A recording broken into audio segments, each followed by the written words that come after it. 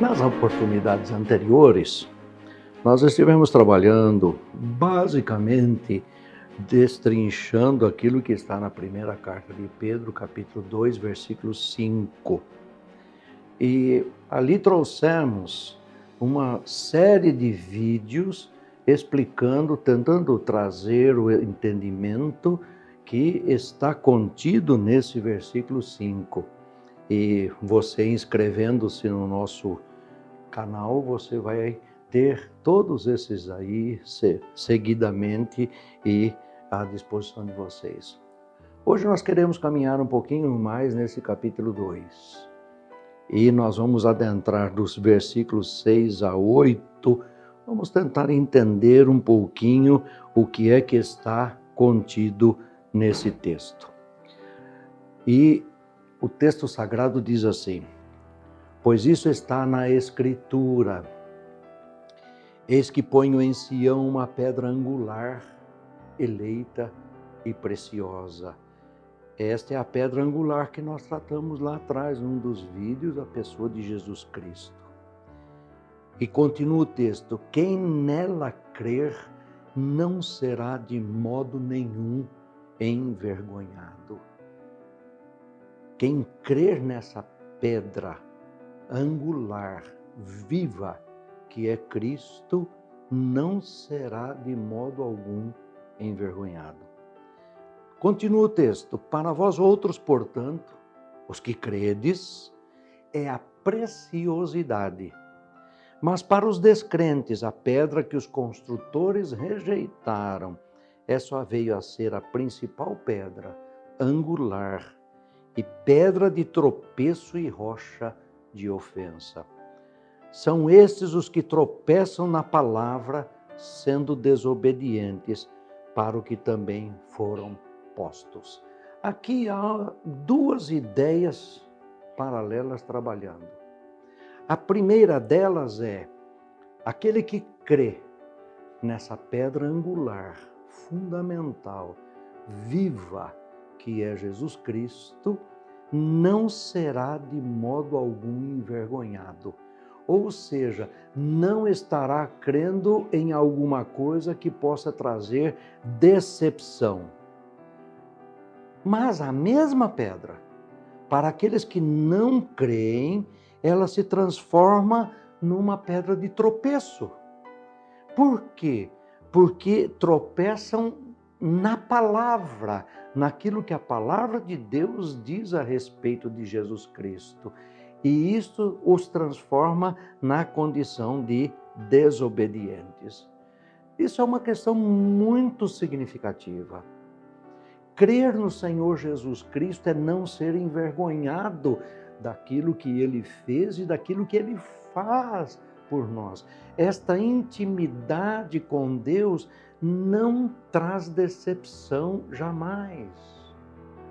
Agora, há muitas pessoas que elas acham que elas são senhoras de si mesmas e elas leem esta palavra, elas ouvem a respeito de Jesus Cristo, mas eles dizem: isso aí não me serve, isso aí não quero saber disso aí, essa pedra angular não me toca, não tem nada a ver comigo. Esta mesma pedra angular se transforma numa pedra de tropeço. O que é tropeço? É a gente perder a noção da caminhada que nós estamos tendo. É perder o rumo, muitas vezes até cair ao chão. Porque tu és a minha rocha e a minha fortaleza, diz o Salmo 31:3. Ele diz assim, no versículo 1 deste salmo: em ti, Senhor, me refugio, não seja eu jamais envergonhado. Sabe por que não somos envergonhados? O próprio texto dos Salmos vai dizer: livra-me por tua justiça, inclina-me os ouvidos, livra-me depressa, sê o meu castelo forte, a cidadela fortíssima que me salve, porque tu és a minha rocha e a minha fortaleza. Por causa do teu nome, tu me conduzirás e me guiarás. Veja que coisa mais significativa. Esta mesma casa espiritual que falamos é o lugar da morada de Deus, porque a Bíblia diz que faremos nele morada. É um lugar de refúgio, é um lugar onde eu jamais serei envergonhado. Por quê? Porque tu és a rocha fundamental, tu és a minha rocha e a minha fortaleza. Ainda no Salmo 25, nós vamos encontrar a palavra de Deus nos dizendo o seguinte: a ti, Senhor, elevo a minha alma. Deus meu, em ti confio. Não seja eu envergonhado, nem exultem sobre mim os meus inimigos. Com efeito, dos que em ti esperam, ninguém será envergonhado. Olha que coisa maravilhosa a presença de Deus em nós. Não seremos envergonhados, pois envergonhados serão os que sem causa procedem traiçoeiramente, ou seja, desfazendo, tirando fora a realidade da em Cristo. Este é um desafio para nós. Esse é um desafio para nós, para colocarmos a nossa confiança em Deus, para que recebamos esta certeza de que não seremos envergonhados daquilo que nós cremos, em quem nós cremos. Ainda o Salmo 37, versículos 18 e 19, ele vai dizer o seguinte: o Senhor conhece os dias dos íntegros. Olha aí a questão de sacerdócio santo, de uma casa espiritual limpa. A herança deles permanecerá para sempre. Não serão envergonhados nos dias do mal e nos dias da fome se fartarão. É a promessa de Deus de que Ele cuida pessoalmente, Ele cuida totalmente, Ele traz a nós as nossas necessidades, atende aquilo que é o que está apertando o nosso coração, atende aquilo que é o nosso pedido. E o Salmo 71, 1-3 diz assim: em ti, Senhor, me refugio, não seja eu jamais envergonhado. Livra-me por tua justiça e resgata-me. Inclina-me os ouvidos e salva-me. Olha, um pedido num momento de necessidade, num momento de tribulação. Sê tu para mim uma rocha habitável. Olha aqui a ideia, lá nos Salmos, a ideia de que Cristo como pedra fundamental, pedra viva, é uma pedra habitável, porque nós como pedras vivas estamos ligados a este que é a pedra viva e angular. Nós como pedras vivas temos comunhão com o Cristo, a pedra fundamental. Sê tu para mim uma rocha habitável em que sempre me acolha. Ordenaste que eu me salve, pois tu és a minha rocha e a minha fortaleza.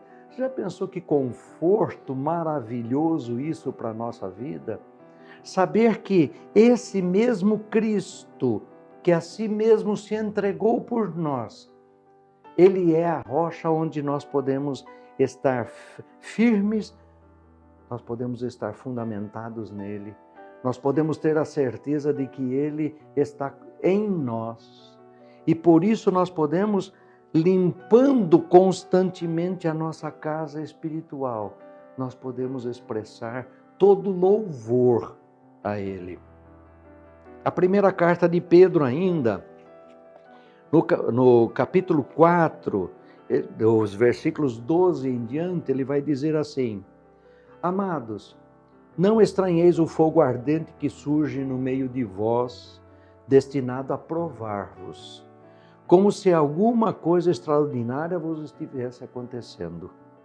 Pelo contrário, alegrai-vos na medida em que sois coparticipantes dos sofrimentos de Cristo, para que também na revelação da sua glória vos alegreis exultando.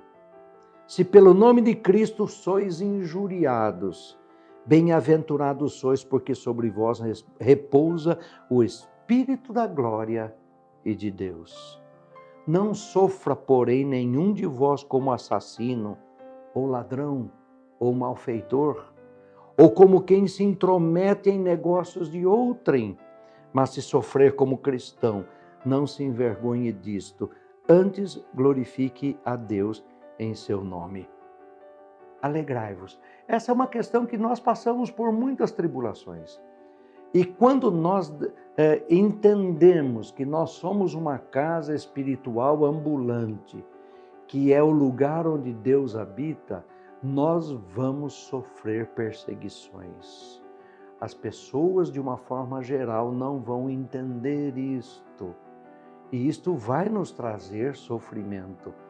E Pedro vai dizer o seguinte: olha, não se preocupe com esse tipo de sofrimento, porque vocês estão passando um pouquinho daquilo que Cristo passou por nós quando se entregou completamente, entregou a sua vida completamente a nós e nos deu essa oportunidade de salvação.